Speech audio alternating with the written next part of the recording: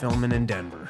All right. Very good. Very good. I'm excited. Now, one of the casualties in this long march, which we knew a great march like this, there would be casualties. One of them is that Rob will not be with me this weekend in Detroit. Rob's running his hour to get ready for his special. So Detroit this weekend, I will be there. Rob will not. It will be a somber affair. We will all be very sad. That's a cool theater room.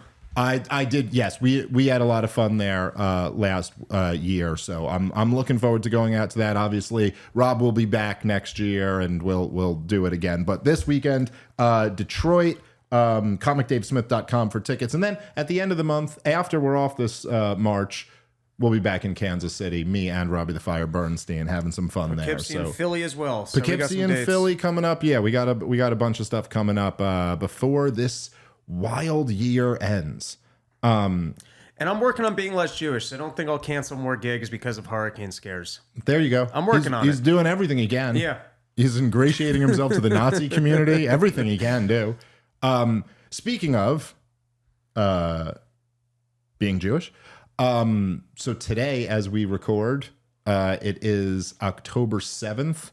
I've just been, there's like a few things that have been on my mind lately, even before the anniversary of October 7th. Just because, we're getting toward the end of the year. Obviously, we're coming up on, 30 days until the election or something? Maybe it doesn't feel like we're in the final quarter. It just seems a little too calm. So, there's going to be an October surprise. I'm convinced of it. I don't know what it will be yet. Trump's been Biden the whole time. It turns out it was all just a character. I don't know what it's going to be yet. It's hard to imagine what type of October surprise could move the needle.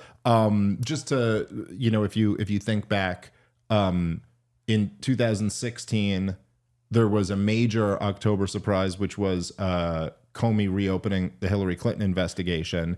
And then there was also the infamous Donald Trump grab him by the pussy tape. Those both came out in October.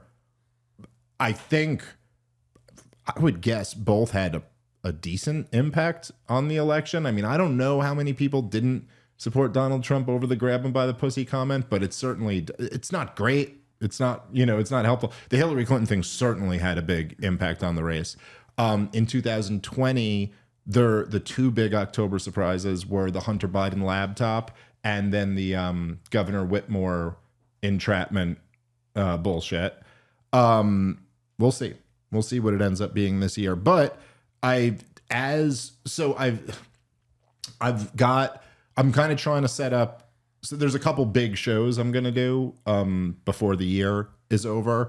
I just confirmed one of them in November, and then I was kind of like, oh, okay, well, let's see. I should probably do this other one. So just like of the bigger shows that I do, nothing that you probably wouldn't see coming. But I was thinking about like just kind of like, wow, this has been a wild year. It's been a wild year in national politics, in geopolitics. It's been a wild year for my career. It's just like a lot of shit going on. And it's like as we kind of come toward this moment where we're a month, less than a month, right? Well, it's the 7th today and the election's on the 5th. Or less than a month away from the presidential election. I've just been thinking a lot about that. And of course, on the anniversary of October 7th, it's what everybody is kind of talking about, is that 1 year ago today, not only was there like a tragic terrorist attack, but the entire landscape of this presidential year was changed. And I do think, you're somebody I think who called this pretty early on. In fact, I think it was a year ago today that you kind of called this, or certainly this week a year ago, that you were like, yeah, this is going to go really bad for Israel. They're going to really lose the PR battle on this. And a year into it, obviously there's real, people whose lives are affected by all this. So I'm not trying to downplay it. Like that's not the main story, but it is wild how much the perception of Israel has been, I think, permanently changed. I mean, there's just you're never gonna, the generations before us and the way Israel was viewed from the American perspective, from the creation of Israel until 1 year and 1 day ago today, I think will never be the same. It's just like Israel is not viewed anymore as, oh, this is like the safe haven for these poor Jews who were mistreated through so much of their history. It's undeniable, like even from the pro-Israeli point of view, their story is like, we have to decide that we will dominate and slaughter all of these people because we're put in a position where we have to. But even if you buy into all that bullshit, you're still not the put upon minority now. You're the decision maker. You're the powerful one. You're the one determining the fate of other people and making decisions that will result in innocent people's children being slaughtered. There's no getting away from that to go back to this, like, but we're this oppressed minority. That's kind of how I feel. I don't know what you think. I wonder if the Gazans will even remember the anniversary. They're a little poor. They're not great with gifts. So, curious to see how that plays out. Yeah, right. Well, it is really been something. It's crazy that not only has the war been going on for a full year, but obviously it's spread already into a much wider war. We'll see how much wider it gets. But it's not looking great as of right now. I was looking back. I actually retweeted my initial tweet from October 7th, which I'll read that here. Why not? Because I was just kind of like looking back around like at Twitter around that time. And it's crazy how much it's just crazy kind of the how war just always like breaks people's brains. And nothing makes people dumber than when a war breaks out or when a terrorist attack happens or something like that. People just make arguments that are just like the worst fucking arguments. So like even today I saw someone, he was some reporter for something, I can't remember where, but he said to me, because I was like, hey, this was my first comment on October 7th last year. I stand by it. And I reposted it. And he goes, the whole last year, I haven't heard you once talk about Hamas without mentioning Israel. And it took me like a second to be like, wait, what's the point? Well, yeah, of course.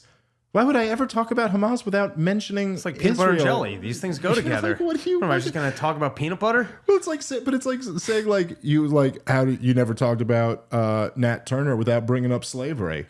It's like, well, how the fuck do you talk about the resistance movement without bringing up what they're resisting? Like, yeah, anyway, it's just this is the way, but it's literally just a guy who's on the Israeli side who's like, I want to just hear you condemn Hamas and then say nothing else after that. I was like, well, why would I do that? Who would benefit from that?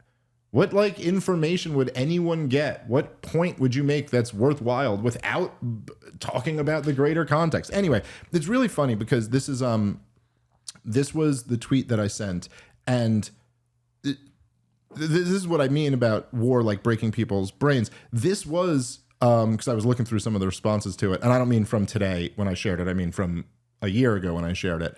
And it's amazing how angry it made people of all different sides. Like everybody got angry about this. I had a bunch of people who were pro-Israeli talking about how disgusting it is that I would say this on October 7th. And then I got a bunch of the pro-Palestinian people talking about how fucked up it is that I would put it in this way. And this was my comment. And by the way, I still stand by this, okay?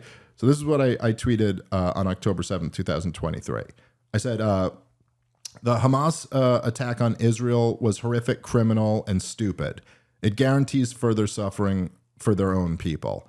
The problem in America is that most people have a simplistic view of the situation that is completely removed from reality. They assume normal relations, and then out of nowhere, these savages just attack. The reality is that the treatment of the people in Gaza is also horrific, criminal, and stupid, and also guarantees further incidents like this. We should root for peace and recognize that all innocent life is precious, and we should all recognize that DC should stay the hell out of it. So that was my thoughts, which I still think are pretty on point.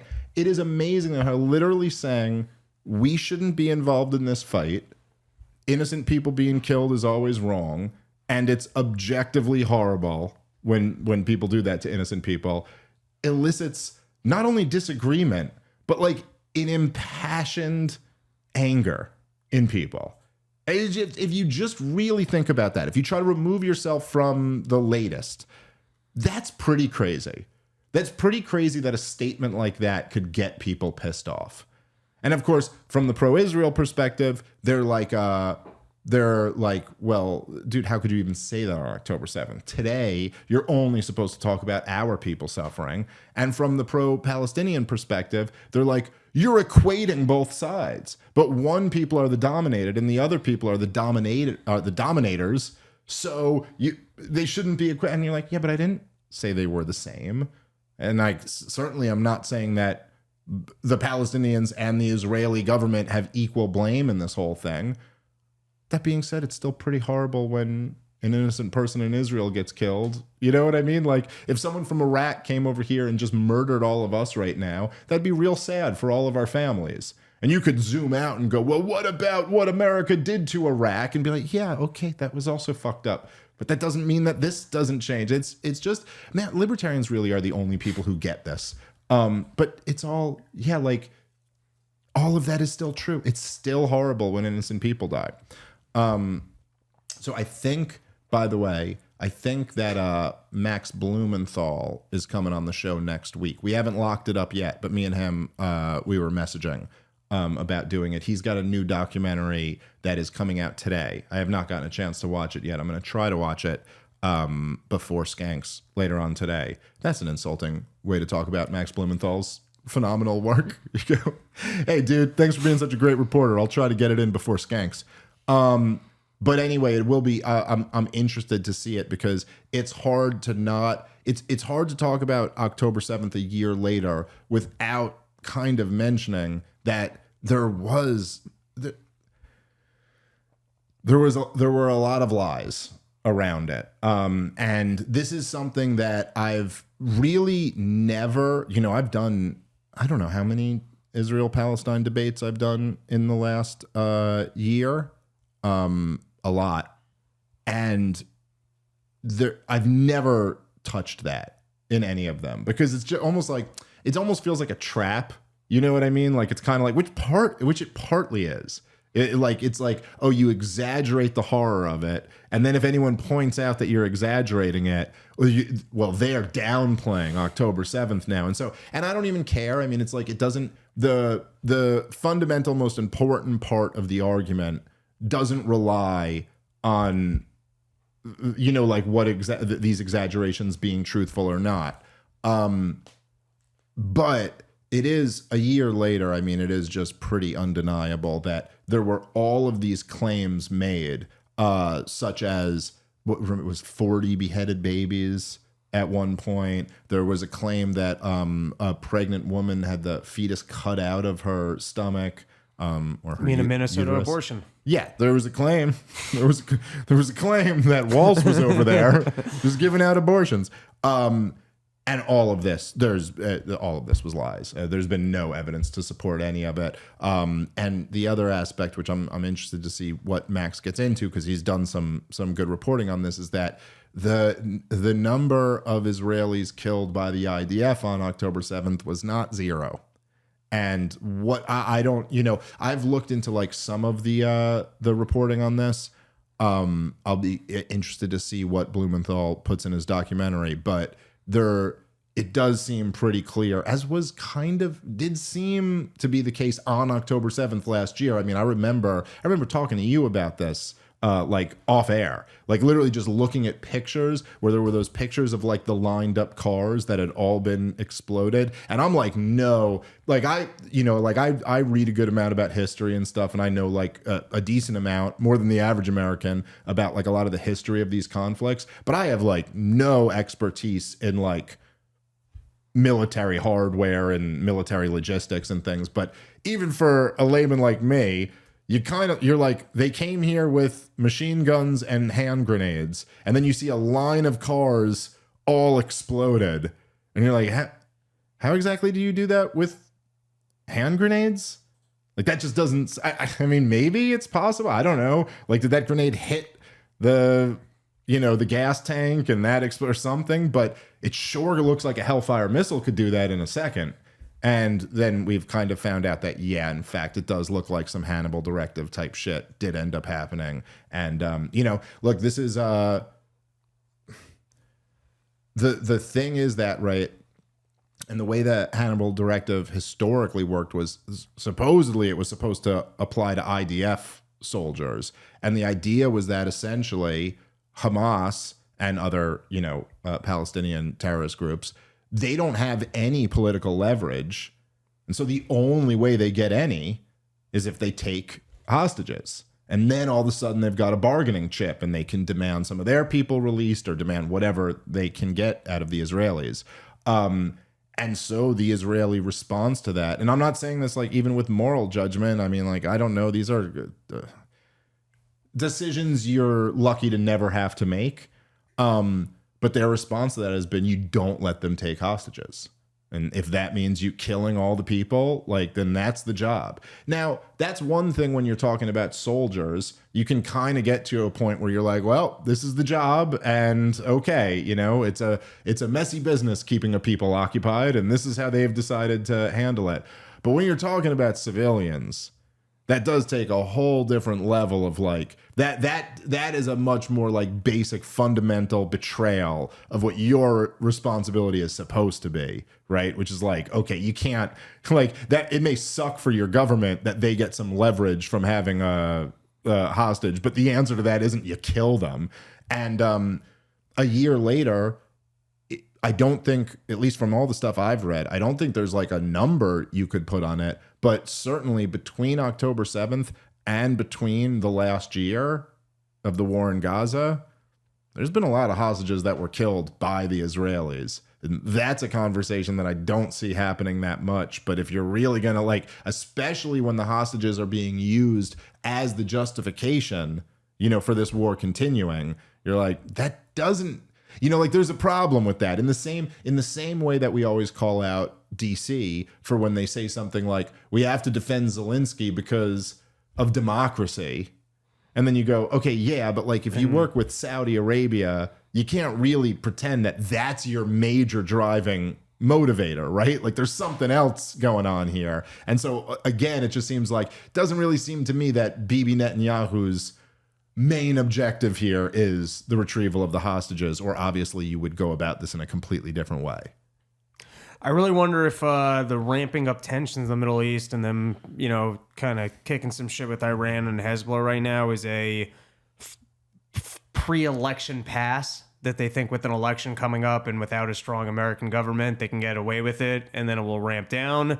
Or Israel seems to have this obsession with having the war with Iran and trying to get America to forced into it, seemingly with the idea that Iran will end up with a nuke and then it's a less fightable war. And so let's have the war on what I guess they see as a more favorable timetable. I'm kind of talking out of my ass of trying to figure out what their motivations are.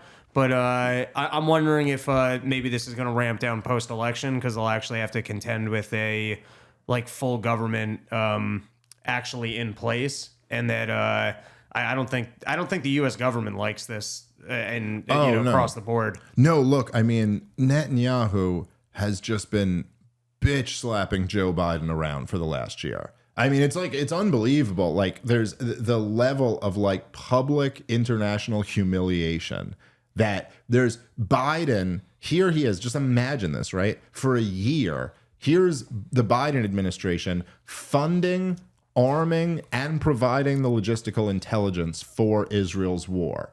And the entire time, Biden has said over and over again, and Blinken through his cabinet, has said he wants a ceasefire. Netanyahu's like, nope, don't care. He said he doesn't want Israel to invade Lebanon. They go, nope, too bad. We're going to invade Lebanon. He said he doesn't want conflict with the Houthis and with Iran. Too bad. We're going to assassinate Iranians whenever we can. I mean, imagine, it's really wild. It's like, you would think if you're the one funding a thing, you'd have some degree of influence. And it does almost feel like some dynamic of it's like the the 35-year-old who still lives with his mom. And his mom's like, no smoking pot in the house. And he's like, screw you, mom. I'm lighting up. And you're just like, Jesus, man, you can't get anything. Like, she's supporting you and you still can't just show her the most basic level of respect. The other thing that from my perspective with Israel, and I do think like that's an interesting question you ask. I don't know if I had exactly thought about it like that. But look, there's no question that during a presidential election, what are you going to do? You're going to come out and take a hardline stance against Israel? Okay. Now you got to deal with problems and deal with a lot of problems. I mean, like if you could just imagine for a second, if either Trump or Harris, or even someone like RFK, or, had come out really hard, really critical of Israel and been like, hey, I'm running on a platform of like, we're not supporting Israel's war. We're rejecting the relationship between Israel. We're cutting off foreign aid to them or anything like that. I mean, you would have a freak out like you've never seen before. I mean, the AIPAC would be pouring tens of millions of dollars into the opponent's race. The ADL and the Southern Poverty Law Center, these groups would be smearing you as Adolf Hitler incarnate, And so that there's probably some of that, right? There's probably some of that where it's like, that's a fight you really don't want to pick during an election. But there is something when I look at kind of not just Benjamin Netanyahu, but his war cabinet, the Israeli government, it does seem like there's this pattern that I've noticed a lot over the last few years. We talk about it quite a bit on this show, where there are people who almost haven't adjusted to the new world, who were used to the old world and are in a weird way still playing by the old world rules. All the while, clearly on some level, kind of panicking about the fact that they know those rules don't really exist anymore. It'd be like we would watch for so long on this show when Brian Stelter would be calling Joe Rogan fringe, and you're just like, wait, dude, what? What world are you living in? There's 200,000 people are listening to your show right now. Your ratings were so bad, you got canceled. Meanwhile, Rogan is like breaking every record known to man. And you're just like, in what world do you think he's fringe? It'd be like if I was looking at a guy with a house 3 times as big as my house and calling him poor. You'd be like, what? But like, who are you to call him poor? Like, everything's relative. And like, anyway. It does seem to me like, look, Israel, for anyone who knows anything about the history of it, Israel is, you can't overstate how propped up they are by America. Israel is in the situation they're in because they have the U.S. stamp on them. There's we've used our veto power to veto UN resolutions on behalf of Israel countless times because the whole world is against what Israel is doing to the Palestinians. This, by the way, this has been true for many decades. This isn't anything new. The whole world is against what Israel is doing to the Palestinians. The entire world, I mean, like, with a few notable exceptions, but like not too many. It's the U.S. The people of the U.S. can bully into it. People of Israel can bully into it, but everybody else in the world is unanimous on a 2-state solution, 67 borders, end of occupations, end of settlements. This is not, I mean, if you put this up to a vote of nations, it'd be dominant, overwhelming on the Palestinian side. But none of that, when it comes down to it, really matters. Because if you have America behind you, then you're golden in this world. That's just the way it is. And that, I mean, like the popular support and opinion of Israel, like I've mentioned before, has changed so drastically. But then in this moment, to see Israel not only, give the middle finger to the Biden administration and not have a ceasefire and continue with the war and continue doing things like, shooting people, bringing aid in to Gaza and stuff like that. But then on top of that, to go, oh, and fuck you, and we're going to spread the war. And there was, I don't know if you saw this, Rob, it was like when Netanyahu went to the UN and he gave this whole speech. I mean, dude, it'll make your blood boil. But he gave this whole speech just about how badass Israel is. and how Israel can touch anywhere in the Middle East. And the power of the Israeli government will get you wherever you are. But like, what does he really mean by that? It's like the power of the U.S. military can do all that. Like, they couldn't even fight this war in Gaza without the U.S. backing them, let alone adding in Lebanon and Iran. You know what I mean? And so you're sitting there bragging about how much power you have. Meanwhile, you're like, what? Does anyone not see this? No, you're the puny little kid with a giant bully behind you. That's not you. You're sitting there going, I'll kick any of your asses. No, you won't. You'll throw a punch and then turn back and look at the U.S. and be like, guys, are you good? Come on. It's like a Holocaust again. It's like you could either be one or the other. You know, you could either be the one who's like playing the perpetual victim, or you could be the one who, you know, is like the tough guy. You can't be both of those. All right, guys, let's take a moment and thank our sponsor for today's show, which is Proton VPN. Proton created Proton VPN to further protect the journalists, activists, and everyday citizens who use Proton Mail. Proton VPN breaks down the barriers of internet censorship, allowing you to access restricted online content. Proton Secure VPN sends your internet traffic through an encrypted VPN tunnel to keep your browsing data safe, even over public or untrusted internet connections. As a Swiss VPN provider, Proton does not log user activity or share data with third parties. Their anonymous VPN service keeps your browsing history private and enables an internet without surveillance. Proton VPN is available on all of your devices, including PCs, Macs, smartphones, even routers. A secure internet connection you can trust is essential to maintaining your privacy on your laptop at home, your mobile device on the road, or your workstation at the office. To check out an exclusive and limited time offer, go to protonvpn.com/Dave Smith. Again, this is a limited time offer, so go check it out today. protonvpn.com/Dave Smith. All right, let's get back into the show. Anyway, just a thought. Okay, I do want to talk a little bit. Let's take some comments. Oh, yeah, sure. We could go to some comments. Not a bad idea. The chat is not showing. Let's not take comments. Oh, having some problems with the chat. Let's edit out this moment and insert an ad read. All right, we will. If we get this chat up and running, we will come to the chat before the show's over. So I did want to mention the stuff with Iran. Where, so I don't know how closely you guys have followed this, but of course we had Matt Gaetz on the show last week or the week before last week.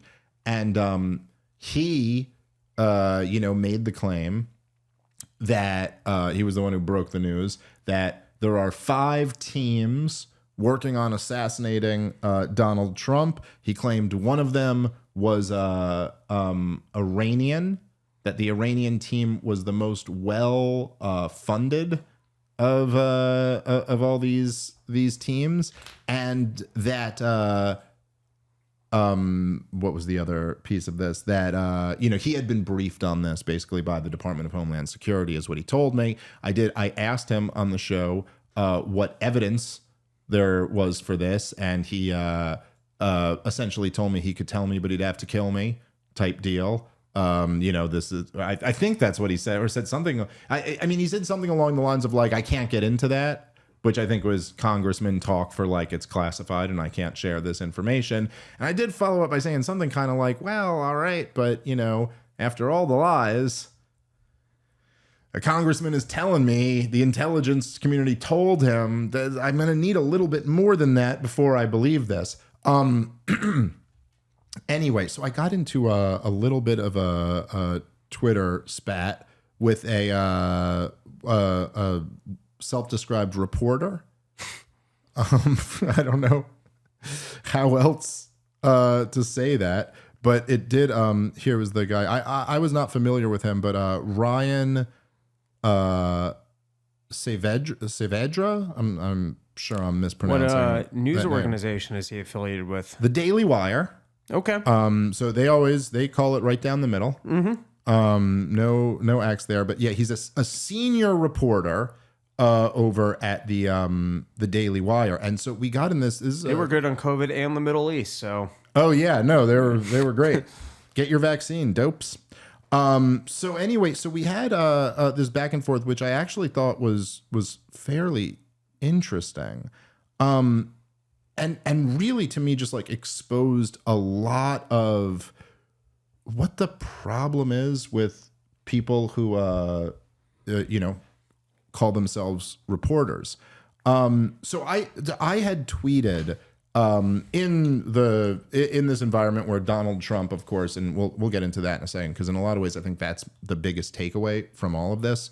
That is that Donald Trump is out there just talking about how Iran's trying to kill him and threatening Iran and how we'll destroy the whole place and all this stuff. And so I tweeted that Iran poses zero threat to this country. I mean, it was a longer tweet than that, but I said Iran poses zero threat to this country. The people advocating war with Iran pose a major threat to this country. They are your enemy. Iran is not.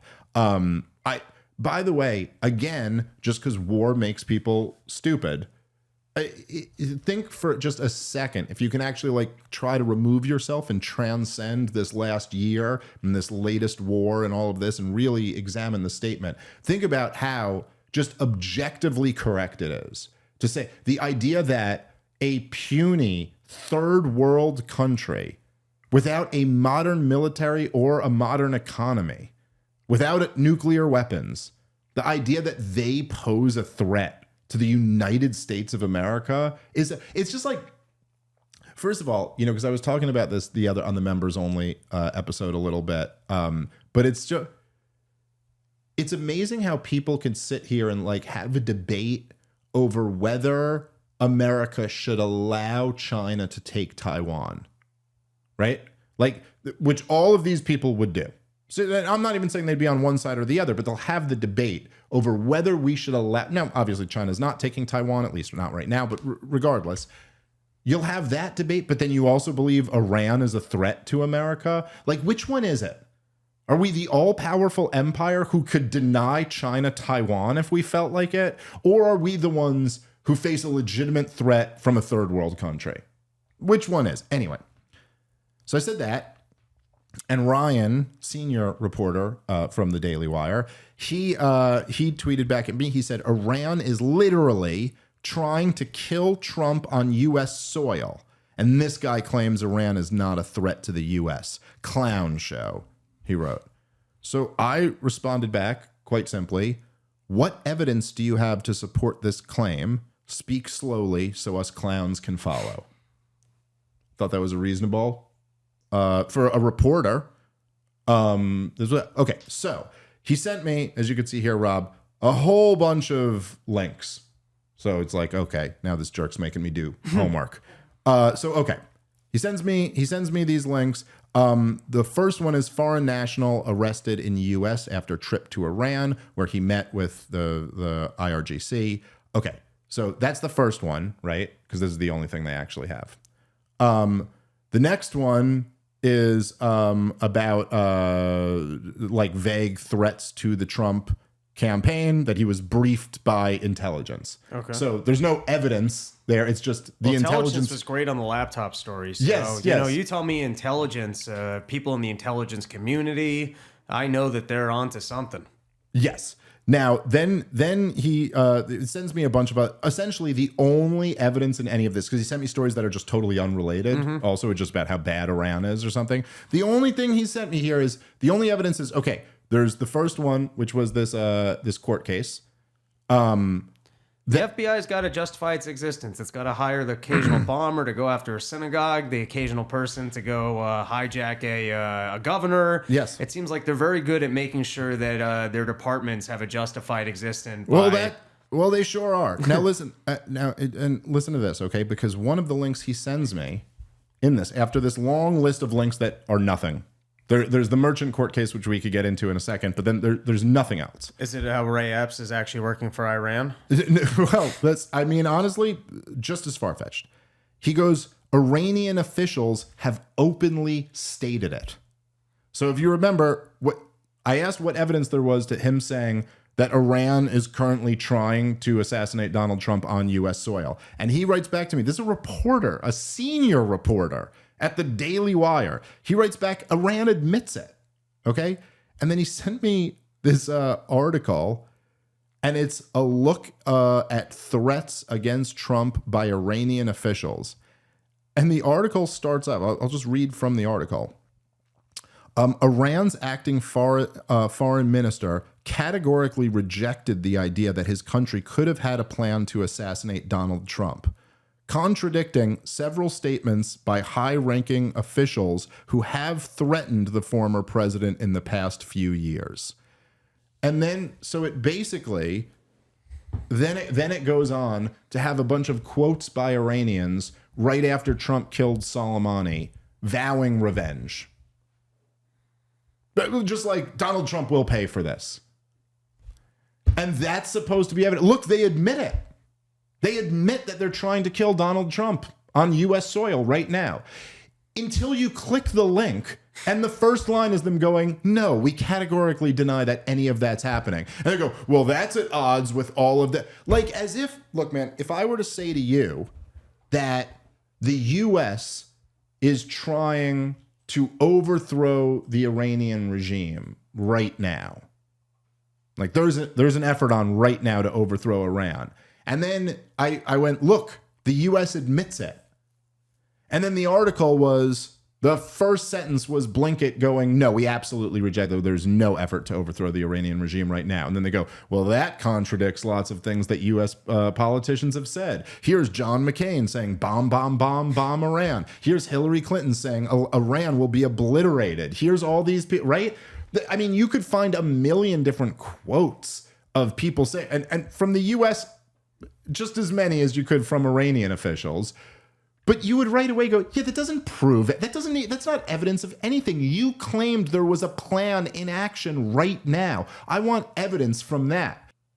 All right, guys, let's take a moment and thank our sponsor for today's show, which is Crowd Health. Health insurance is broken, premiums are increasing, deductibles are getting larger, and claim denials are becoming more common. But there is an alternative to the health insurance system, and that is Crowd Health.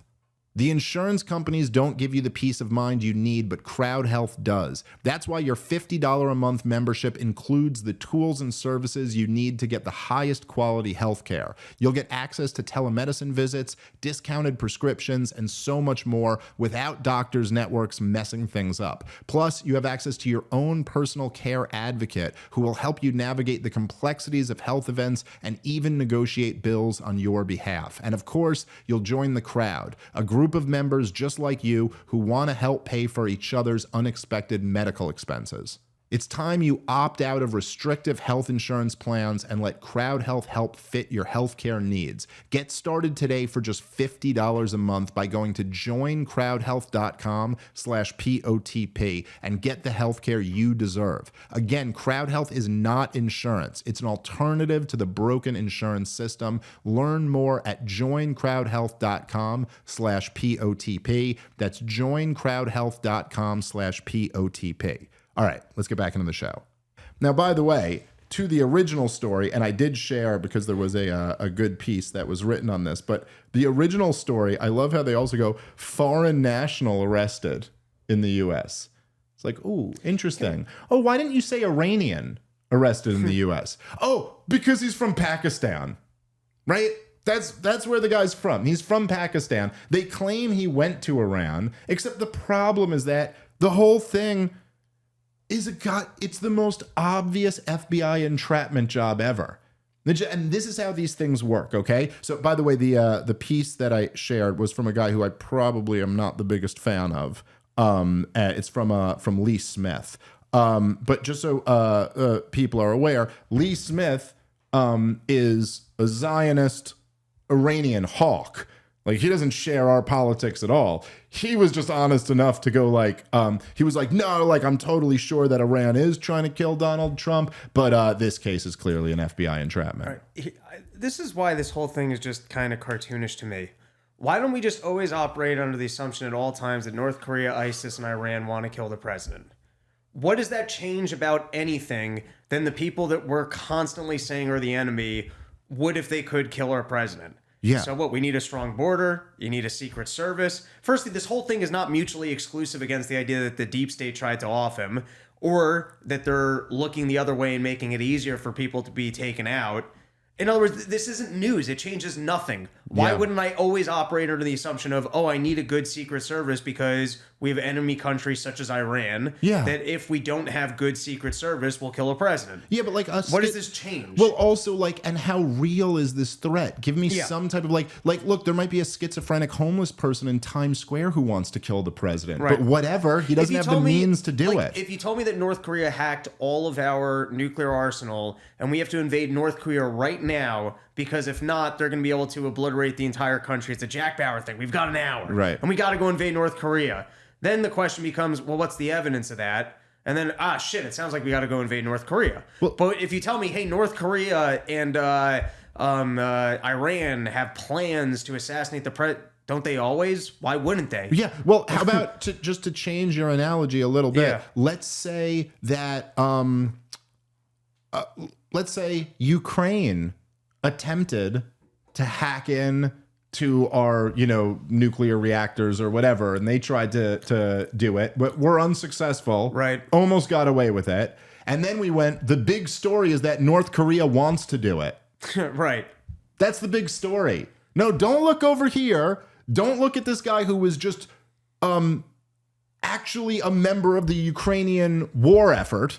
Now, forget that guy. Forget this other guy who literally snipped the president's ear. Forget that guy. Oh, he's got no social media footprint at all. Yeah, just has a cell phone that goes to D.C. a lot, but don't worry about that. No. The real story here is that the country that the regime has been trying to fight a war with for 25 years, they just happen to be the ones who are guilty of it.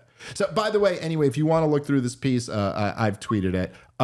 It's essentially, as you guys know, look, the way the FBI works is they essentially follow the To Catch a Predator method, which is you entrap someone into doing some shitty thing that they may have never done on their own. And then you get to brag about thwarting this would, like if you ever watch the show To Catch a Predator, what they essentially do is they have an adult. I learned 14-year-olds don't like iced tea and cookies. That's what I learned. If someone online tells you, hey, I'm just 14 looking for some iced tea. Well, that's inconclusive. Sure, we don't know. What we know is that cops pretending to be children don't tend to like those things.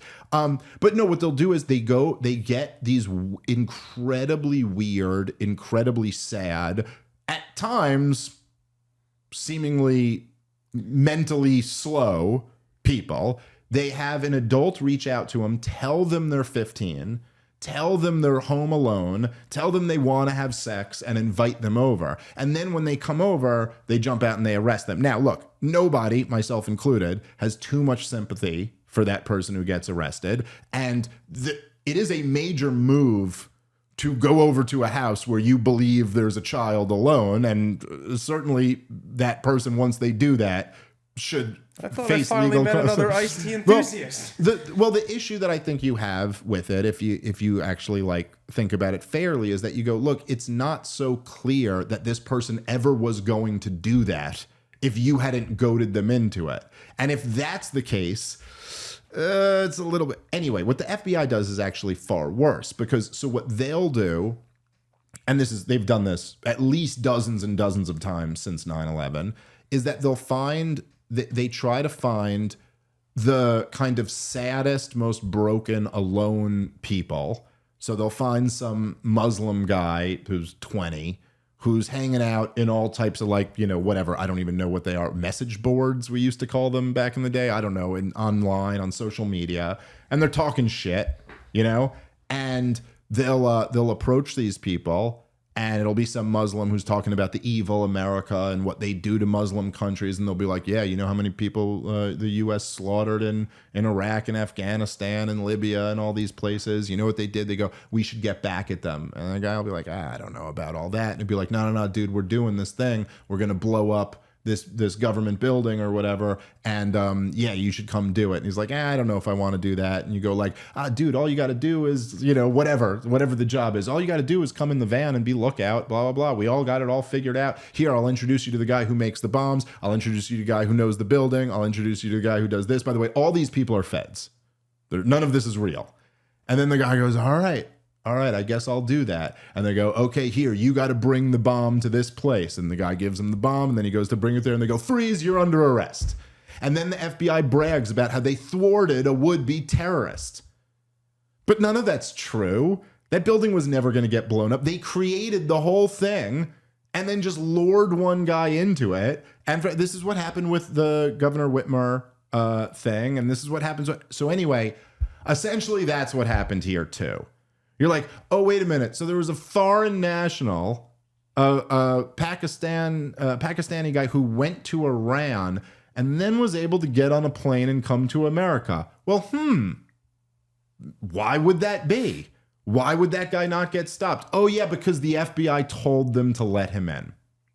So the feds went out of their way to let this guy into the country so that they could do this. So all I'm saying is, whatever the case is that it's the deep state that's trying to get Donald Trump, this only makes that case stronger. That they were not only were they trying to get Donald Trump, but that they allowed this guy who they could pin it on Iran. I was going to say this Iranian, but of course he's not Iranian. So they could pin it on Iran. And then this is the story that the regime will give you. Anyway, what's maybe more important than any of that to understand here is that, and this is really the sad part. I know Trump supporters don't like hearing this shit right before the election, but this is how fucking much Donald Trump still doesn't get it. Is that he falls right into it. And then he goes, I know what I'll do. I'll talk really tough about Iran. And I'll tell everyone how I'm going to bomb the shit out of Iran. Great. That's really, so that's the guy we got after all these years. For all these people telling me like, no, he really understands that he shouldn't have appointed John Bolton and Mike Pompeo and made Mike Pence his VP and Ray the head of the FBI and, you know, go down the list of all the other, Nikki Haley. How many other awful people did he appoint? No, he really gets it now, though. It's like the only problem with that is that no, he fucking doesn't. He still doesn't. Not one bit more than he got it back then. He doesn't get it at all. He still thinks Iran is trying to kill him. Just unbelievable. All right, guys, let's take a moment and thank our sponsor for today's show, which is Prolon. Forget everything you know about fasting. Prolon by L Nutra is the only patented fasting mimicking diet that combines the benefits of prolonged fasting with a science-backed nutrition plan so you can hit your health and weight loss goals without actually having to give up all food. Prolon is a revolutionary plant-based nutrition program that nourishes the body while making cells believe they're fasting. Researched and developed for decades at the University of Southern California's Longevity Institute and backed by leading U.S. medical centers, Prolon helps promote healthy blood sugar, supports cardiovascular health, and reduces abdominal fat. But Prolon isn't a diet. Prolon is science. Science based on Nobel Prize winning discoveries in medicine. And this all starts with Prolon's 5-day program. Snacks, soups, and beverages all designed to keep your body in a fasting state. It's unlike anything you've ever experienced. So right now, Prolon is offering Part of the Problem listeners 15% off their 5-day nutrition program. All you got to do is go to prolonlife.com/POTP. That's PROLONLIFE.com/POTP for this special offer. prolonlife.com/POTP for 15% off their 5-day nutrition program. All right, let's get back into the show. Anyway. Any thoughts, Rob? The whole storyline sounds dumb to me. Yeah. And a distraction from the better conversation and what would be the sexier sell of, hey, the deep state's trying to keep me from you. It's just unbelievable that he doesn't even want to make that pitch. It's like he's not, like, I don't even know at this point. For a while, I've thought it's just that he's shook. And maybe that is the case. And I've gotten that information from some people close to him. But, I don't know, man. It's like at this point, it's almost like, he either just doesn't want to win or he just doesn't get it at all. Okay. Quickly before we get out of here, speaking of people who don't want to win and don't get it at all.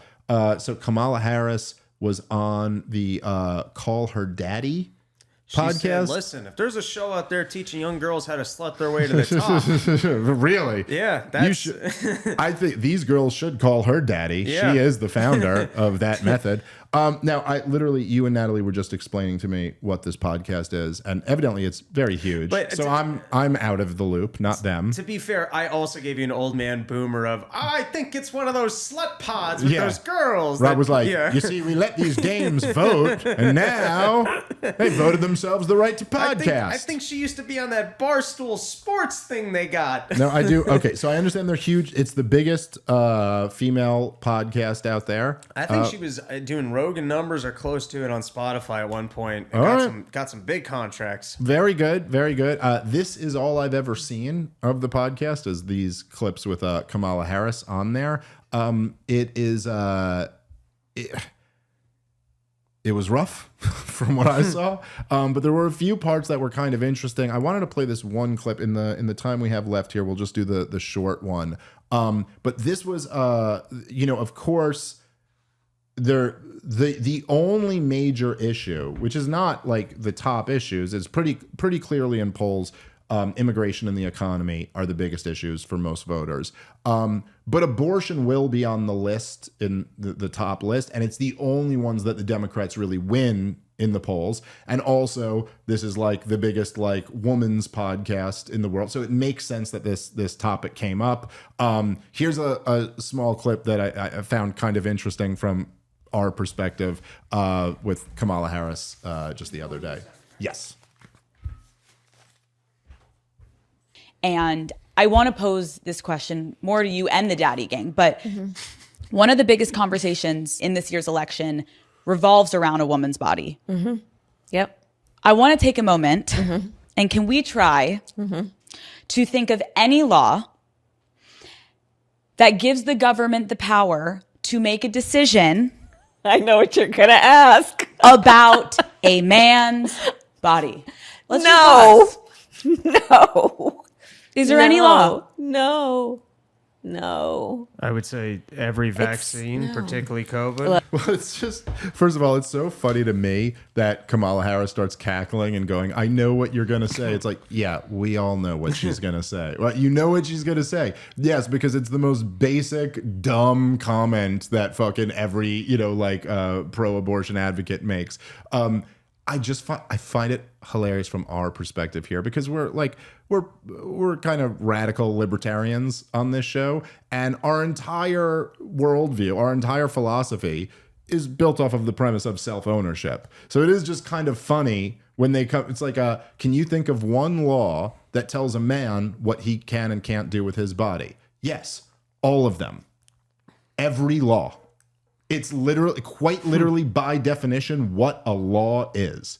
And yes, the obvious ones that jump out at you would be like vaccine mandates. Hey, Kamala Harris, that was a pretty big one for a while. Of course, the draft. I mean, the military draft. Okay, yes, we haven't fought a war with a conscripted army since Vietnam. We still do make people sign up for it. And if that's always there in being reserved, but yes, we quit not that long ago. My stepfather fought in the war.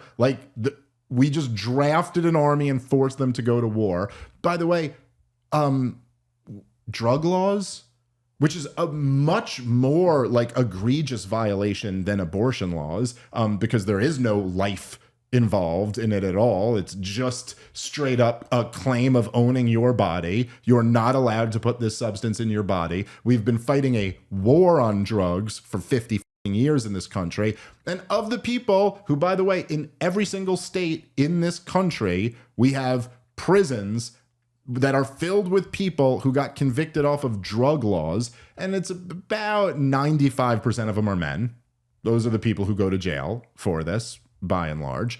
And there's no question over whether there's no baby involved. There's no other argument. You know what I'm saying? It's just straight up, we control what you can do with your body. I also work half the year for the government. I would argue that that's kind of like a control of my body. But look, any law, even good laws, are all about controlling your body. The law that says you can't kill people, is telling you what you can do with your body. A law that says you can't rape people or assault people is telling you what you can and can't do with your body. That's not the question. The question involved is not whether or not it regulates your body. The question, which again, by the way, it was interesting, and I listened to the longer clip of them talking about it also.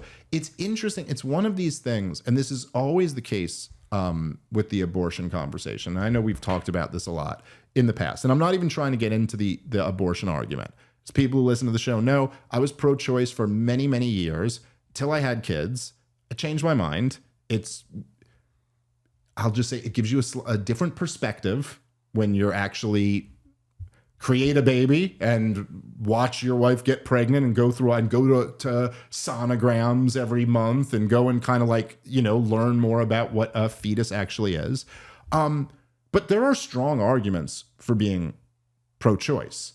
And I get it. And usually they rely on kind of the extreme cases, but there's still something to be said for that. Now, there's a trick that a lot of kind of the pro-choice people typically do, which is that everybody likes to bring the extremes to paint their picture in the abortion debate. So if you're pro-choice, you want to go, well, what about an 11-year-old who's raped by her uncle? Now, look, I will say that is a fair what about, all right, do you really want to say that the law is going to force this 11-year-old who's already been raped through no choice of her own, is in this situation, to carry a baby for 8 more months or 7.5 more months or whatever it is? That's something you don't really want to say, yeah, I want to force her to do that. That's kind of tough. There are situations where the baby has serious health conditions and they know this baby's not going to live to 3 years old. You really want to force this woman to have this baby, to raise this baby for the first 2 years of its life and then lose it? It's pretty goddamn tough. And then the people on the pro-life side, they'd like to go like, well, can you have an 8.5 month, abortion just because you feel like it or something like that? And the response from the pro-choice people will always be, well, that almost never happens. That's incredibly rare that you have situations like that. And it's like, okay, it's also incredibly rare that 11-year-olds are raped and forced to carry the baby to term. It's like everybody likes to use the rare, examples rather than just talk about like what we're really having a conversation about. But again, those extreme examples are important and, okay. The argument that you're controlling a woman's body is the weakest of all of the arguments. It's the weakest of all of them, because if that's really the argument you're going with, then there should be no reason why a woman can't have an abortion at 8.5 months because she feels like it. If that's the argument, then, hey, you're controlling a woman's body. But of course, Jonathan Haidt has done a lot of good work on this. But there's not on abortion, on this next dynamic that I was going to mention, that there is liberals and conservatives have a big asymmetry when it comes to understanding the other one's perspective. And they've demonstrated this with studies. Like, you could ask a conservative, what does a liberal believe about this? And they could pretty accurately tell you what a liberal believes. But when you ask a liberal what a conservative believes, it's just like a funhouse mirror. Like, they never get it right. They can never steel man the opposition. Now, part of this is because conservative America hasn't dominated media the way liberal America has. So, I mean, things are different with the internet now, but if you've grown up, if you're our age or anywhere close to it, every piece, like LA and New York runs all of entertainment. So like every movie, every TV show, everything was always run by liberals. And so anyway, like on Friends or Seinfeld or in the movie, you're not seeing like religious characters who are waiting till marriage to have sex, right? Like that, which character on Friends was like that? None of them, because that's not the world. The world, it's like, what are they doing? They're hanging out in the West Village and all being liberal. Anyway, it is amazing when this topic comes up. It seems like there's just an inability to ever even grapple with what the other side of the argument is. Like, you're not even trying to take it on. Now, if you want to, try to take it on. But the argument is that from the pro-life position is like, no, we're not trying to control women's bodies at all. Short of this one thing, which is saying you don't have a right to kill the baby that's growing inside of you. Now, you could disagree with that, or you can agree with that. But just saying, oh, you want to control women's body, it's like you're not even touching the actual argument.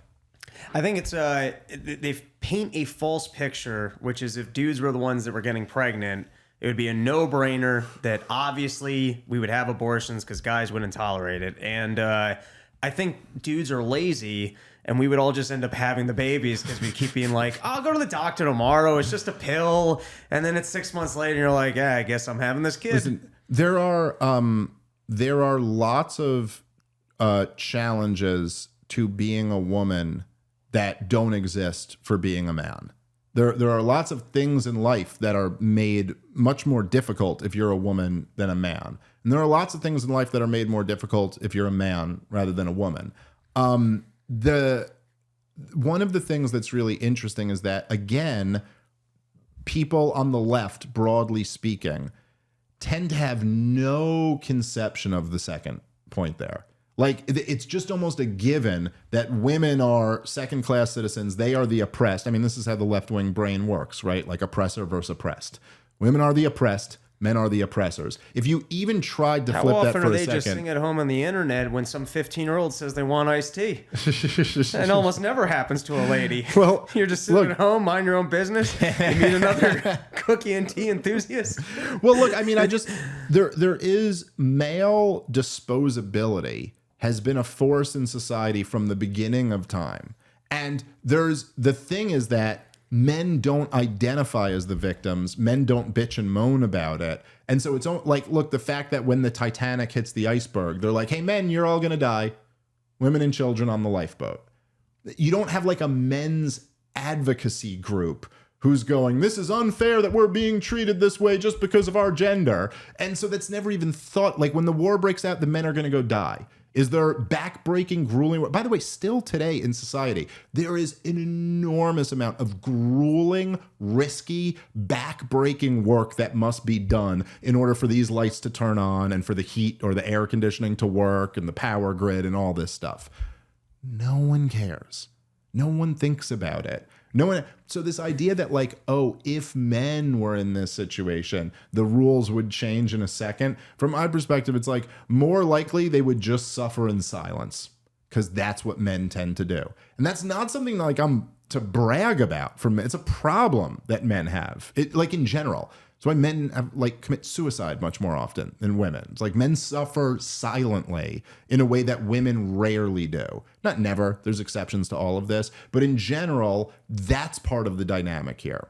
It's not nearly as simple as these girl podcasts would like to make it seem. All right, I do have to wrap up there. I apologize for the late start and some of the technical issues. We'll make sure that chat is up and working again for the next episode. All right, catch you guys next time. Peace.